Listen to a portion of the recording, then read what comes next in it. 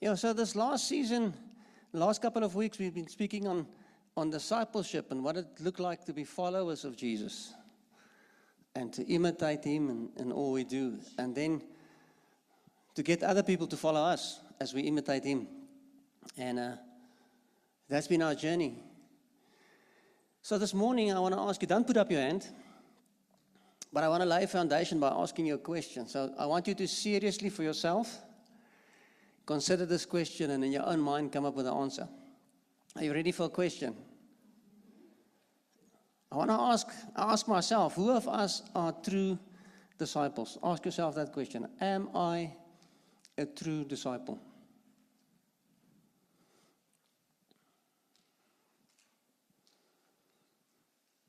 Another question I think we need to ask us this morning is, do I know God? So in church it's so easy, but think for yourself and come up with your own answer.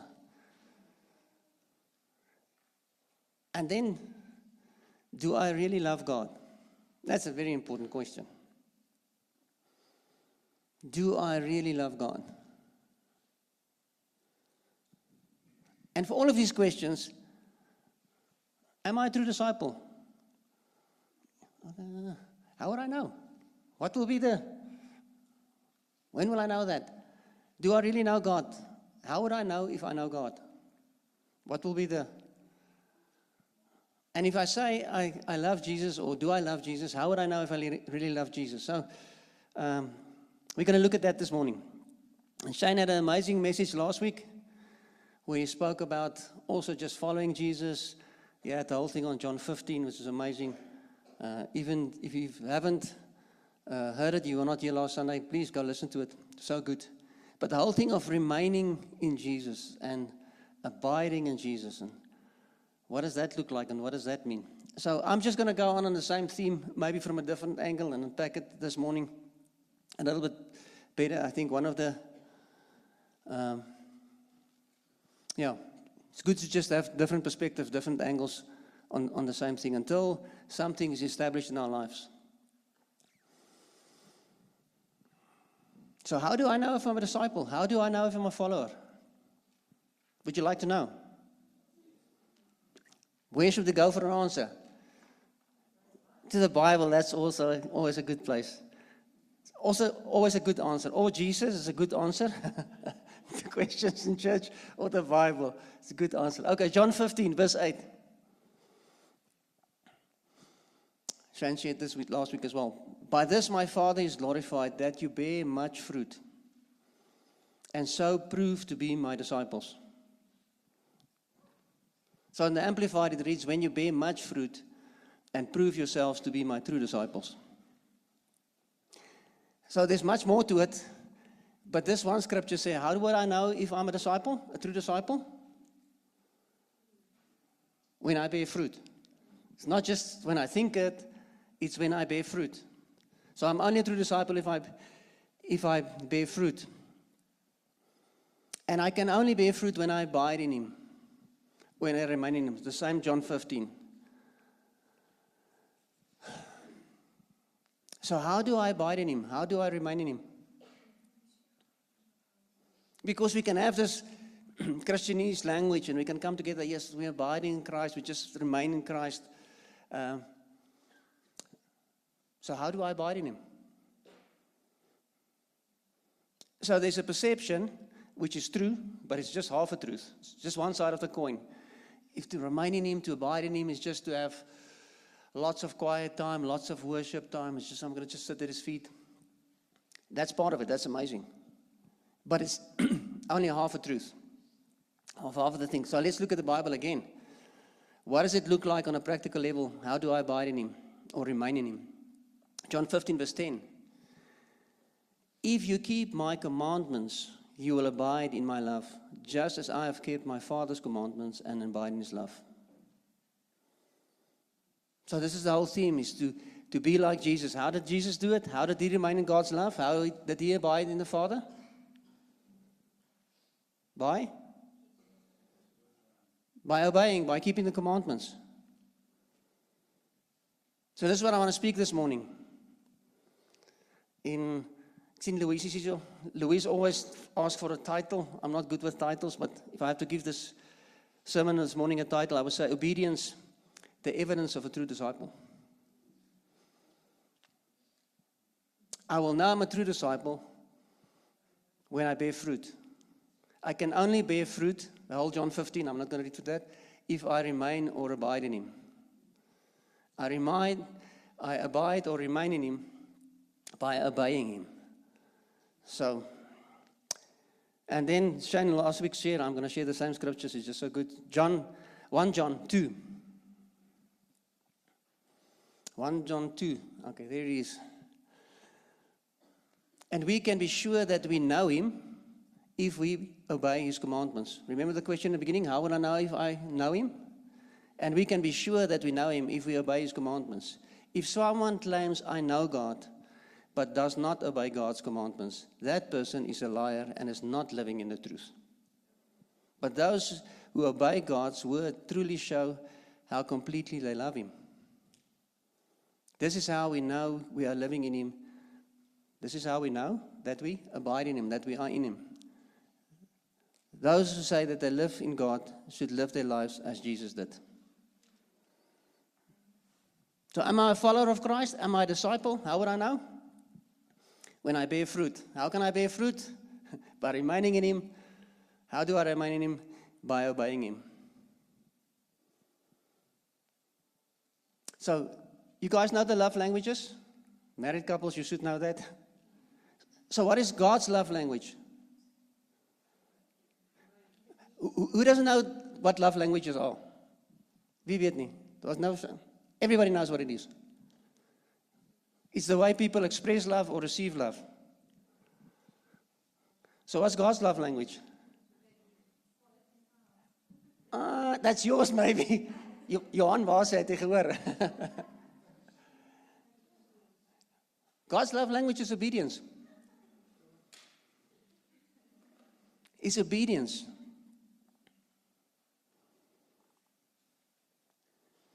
I will only love God, or I can only love God to the extent I obey Him. And my love for Him cannot or will never be higher than my level of obedience. So obedience, I think there's two sources of two, flows from two. There are two sides to obedience. The one is love. This is God's love language. So I obey Him because I love Him, and because I love Him, I obey Him. It's like that circle going. But then there's also another side to obedience, which is I obey Him because He's Lord, because He's Master. So because always we've got this conception or this thing in our heads that love is an emotion, love is a feeling. And some people might sit here this morning, or sometimes in my life I might feel, I don't feel like I love Him. So because I don't feel the love thing, maybe I don't have to obey. No. If I understand that He's Lord, that He's Master, I also obey from that side because He says so, because He's Lord. So as I love, I obey. And as I obey, my love will also grow. And if I think just of the story of Peter sitting on the boat, and Jesus said, okay, throw the net on the other side. Think through that scenario. It's like, been fishing all night. Maybe a little bit tired, maybe a little bit irritated. And then this dominee comes along that doesn't know anything about fishing. And he tells me to throw the net on the other side. It's like, I don't feel like it, I'm irritated, I'm tired.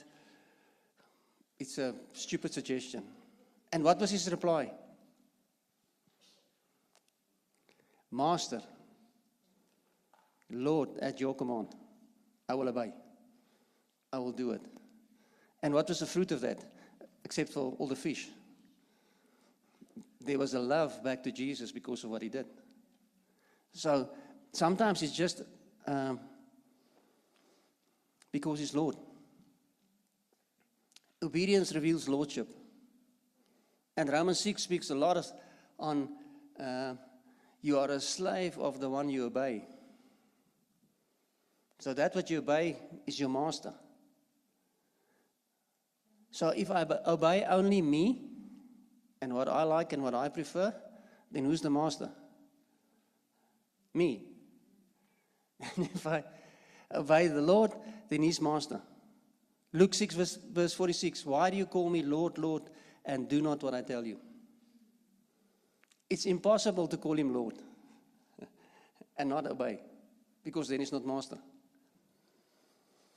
But we often struggle with that. And I'm like always, this sermon is more for me, it's just as much for me as it's for you. I battle with that as well. Because we often struggle to obey. Because it's not lekker. It does not fit my comfort. It's not easy. Or it doesn't fit my logic. It's like, why throw the net on another side? I've been fishing all night. It's like, I try to calculate that thing. And then it's often difficult to obey. Because it doesn't make sense or because it's hard. And the Bible is full of stories like that. And I want to just mention a couple. And then think of the ramifications of the obedience or disobedience. So the first one is Adam and Eve. You can eat of all the fruit except this one tree. What a silly command. It's a whole garden full, that's what we eat. Why not? You can calculate, I can reason. Why not this tree? Why not? Can't be that big a deal. What a big deal it was. What was the ramification of that disobedience for something that didn't seem always to make sense? Noah, the whole story of Noah. We read through it, but at that stage, they haven't seen rain. They didn't know rain. So if somebody would tell me or you to build a boat here in the middle of Bethlehem in the Free State, it will be tough. But we've seen what happened in the Western Cape. We've seen what happened with floods. We've got a reference from, okay, something might happen. Let's build a boat. Noah didn't have any of that. It's like a silly command, build a boat. It's like, if you think about that, And then he had to endure the ridicule of people for more than 100 years. Noah, what are you doing? No, I'm building a boat. Why? Now there is trouble coming. That's something easy to explain on day one. After 20 years, Noah, what are you doing? I'm still building my boat. After 50 years, after 70 years. Didn't make sense. It was a hard thing to do. I think for him to, except for just the hard labor, just to endure the ridicule and be the odd one out, and it's like for years. And what was the fruit of his obedience? Him and his family were saved. It was a big deal. But can easily discard it because it doesn't make sense, because it's hard not to do it. Are there so many others? Maybe just the last ones for time's sake. Abram, go and sacrifice your promise, your prophetic word, your destiny. I wonder, that's a side note. Who worried it? How do you hear that? And how do you obey that? It's like, this is crazy, it doesn't make sense. God promised me. God's word is that I'll have this. And he miraculously provides that. It does not make sense. It's very hard to obey, to do that. And he obeyed, and we know what is the fruit of that. So obedience is not always easy, it's not always logical, it's often very hard. The comforting thing is we're not alone in that. Jesus himself had to learn obedience. He also suffered through that. Philippians 2:8, and being found in human form, he humbled himself by becoming obedient to the point of death, even on the cross.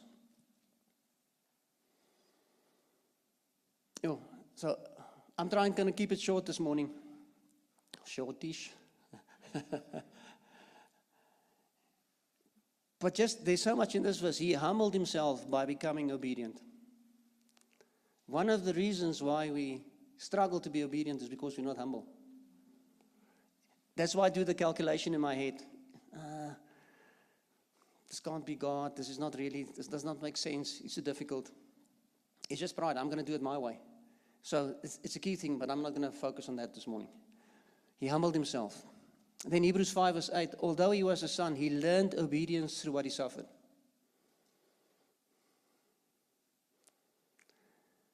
Selah, pause, think. Jesus himself learned to be obedient through suffering. So obedience doesn't always come easy. And I'm just so reminded when Mervs was here, he said, comfort is the cancer of the church. It is in more and more in our Western society, the whole thing of suffering or struggling is difficult. And also just a little side note, a little side add-on. I'll let you know, when we were at Equip last week, Kevin did an amazing thing teaching on suffering and where it fits in. But that's for another day. So often I only obey when it suits me, when it's logical, or when it's easy. Then it's easy to obey. When it suits me. So, Lord, I hear you speaking to me about something, but it does not suit me in this season. I'll do it. Is ek die enigste wat so dink? Am I the only person that... So sometimes we will even boast in it. Sometimes we will say, you know, the Lord's been speaking about this to me for some time now, but delayed obedience is disobedience. If you tell your child to go clean up their room, and they say yes, and in their hearts none of them are doing that, I know. But in their hearts they've got to think, I will do it, but I will do it later. Maybe next week. Or next month. How will you as a parent feel? Did they obey?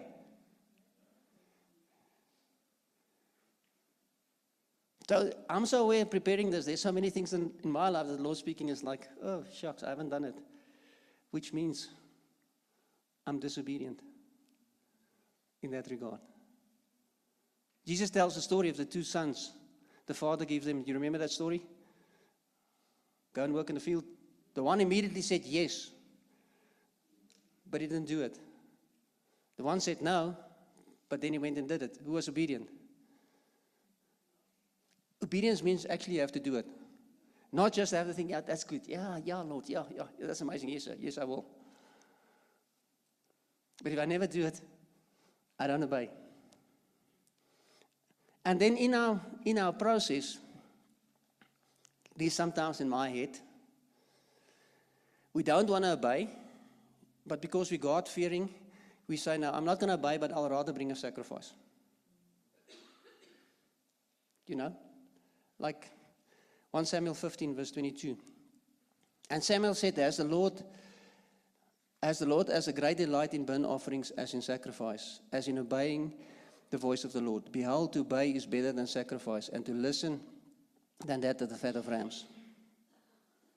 God prefers obedience before sacrifice. But often, maybe not you guys, but sometimes I do it. When God tells me something, I start to negotiate. If He tells me to go, no, I'll rather give money. I'm not obeying, I'll rather give a sacrifice. Or if He tells me to give money, no, rather I'll go serve somewhere. Because that's in that stage might be more convenient for me. Or if He speaks to me and He asks me to pray or have a conversation with somebody in the shop, no, I will rather go read my Bible now, or I have to go and do something else. Only me. Okay, I'm in Donnie. Slight negotiation, a slight thing, I'd rather bring a sacrifice, I'd rather do something else than to obey. And if we can realize this morning that obedience laid the foundation for the rest of my life. Like all the examples that happened with Adam and Noah and Abram, and we can continue. To the extent I obey, lay a foundation. And I'm not going to read all of that for the sake of time. Luke 6. I'm just going to read the first verse. We already read it. And then, why do you call me Lord, Lord, and do not what I tell you? Everyone who comes to me and hears my word and does them, I will show you what he is like. And then there's the whole story, building his house on the rock. So if I obey, do it, the foundation I'm laying is I'm building my house on the rock. If I don't obey, the foundation I'm laying is I'm building my house on sand. So the house on sand might be just as nice as the house on the rock. It might be even a nicer house than the one. It's not an inferior house. It's also a nice house. But when the storm comes, not if the storm comes, when the storm comes, that obedience, that foundation that I laid maybe years ago, like with Noah, when the storm came, literally in his case, the foundation of obedience that he laid long ago made his house to stand, or in his case to float.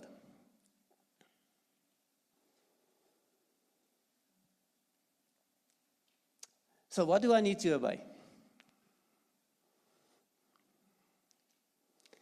Because depending on where you are, but if you've been walking with the Lord for many years, like I've been walking, the big things are quite easy. That's been dealt with. Or what we perceive the big things are. Let me put it that way. But we have to obey in big and small. It's the big things and the little things. Disobedient in a small thing is disobedience in a big thing. It's the same thing. Matthew 7:21. Not everyone who says to me, Lord, Lord, will enter the kingdom of heaven, but the one who does the will of my Father who is in heaven. Doing his will. Small things, big things, doesn't matter. And if I can't obey in the small things, I'm going to have a hard time obeying in the big things. So let me move. I'm going to start here and then I'm going to move over. So obedience is a posture of my heart. If I am having a difficult time obeying my parents, I'm going to have a hard time obeying God.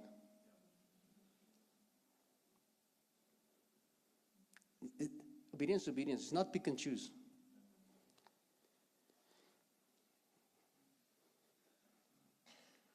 And then for us, if we don't obey leaders, other authority in our life, we as adults, we're going to have a hard time. It's not pick and choose. It's a posture we have.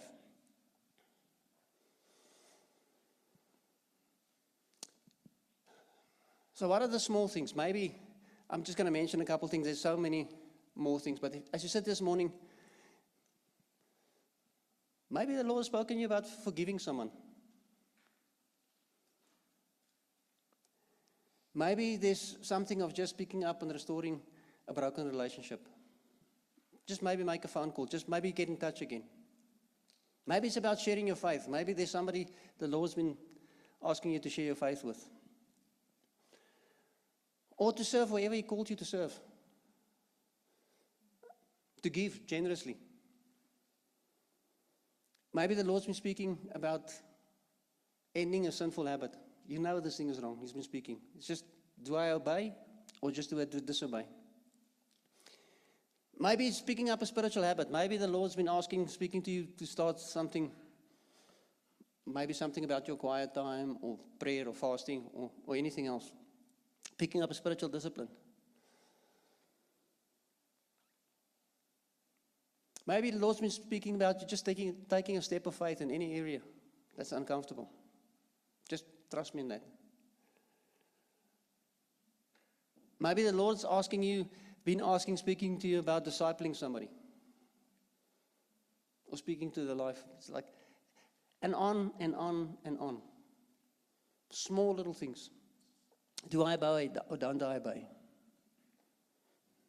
It's not, is it logical? Is it comfortable? Is it easy? It's whether Jesus is Lord or not. It's the question is, do I love him enough to obey? How do I know that I know God? I obey him. How do I know I love him? I obey him. How do I know that I'm abiding in Christ? Or how do I abide in Christ? By obeying him. How do I know that I'm a true disciple? By bearing fruit through a life of obedience. It's that simple.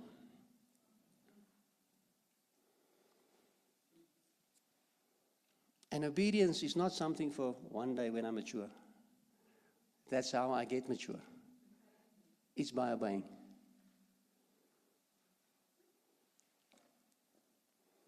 So, the call is simple today. Stop negotiating, stop delaying, stop waiting for complete understanding. Stop and wait until it's logical for you. Whatever Jesus is telling you, just do that. So I want you guys to close your eyes this morning. So this is the most important part. Is even obeying this word this morning.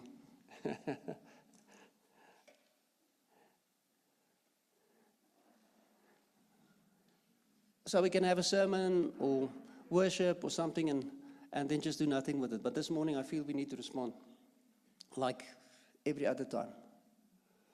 And maybe as I've been speaking, you became aware of an area that you should obey, that you've been delaying. And if not, just now, there where you are, just close your eyes and ask the Lord, Lord, what is the area you're focusing on in my life? What do you want me to obey? And if you're aware of something that you're not obeying, quickly repent. Not just saying, sorry, say, okay, Lord, I recognize this. I'm really going to do this different. I'm really not just going to say, yes, I'm going to do that.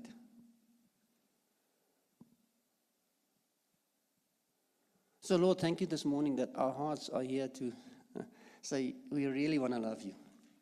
We really want to be true disciples. We really want to know you and abide in you, Lord. And we really want to obey. We really want to be people that don't say, yes, yes, Lord, but they never do it. We want to be quick to respond. And Lord, even for the areas in my life where I've been delaying or just not listening, maybe saying yes, not doing it. Lord, I want to turn from that this morning. I want to obey in everything. Every little hint. If you just phone this person, that I'll quickly phone.